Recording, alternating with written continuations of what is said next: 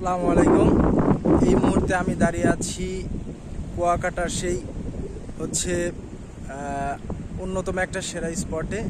এটাকে বলে হচ্ছে সেই ত্রিমোহনা, যেখানে হচ্ছে তিনটা নদীর হচ্ছে মুখ একসঙ্গে।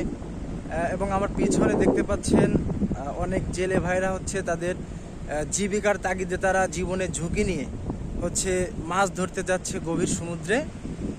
তো তাদের জীবন আসলে এক কথায় বলতে গেলে তারা সব সময় জীবনের ঝুঁকিতে হচ্ছে আমাদের যে মাছ আমরা খেয়ে বেঁচে থাকি, তারা আসলে অত্যন্ত জীবনের ঝুঁকি নিয়ে আমাদের তারা যে মাছগুলো আসলে আমরা যেখানে পাই সেই মাছগুলো আমাদের জন্য তারা গভীর সমুদ্র থেকে বেয়ে আমাদের জন্য নিয়ে আসে।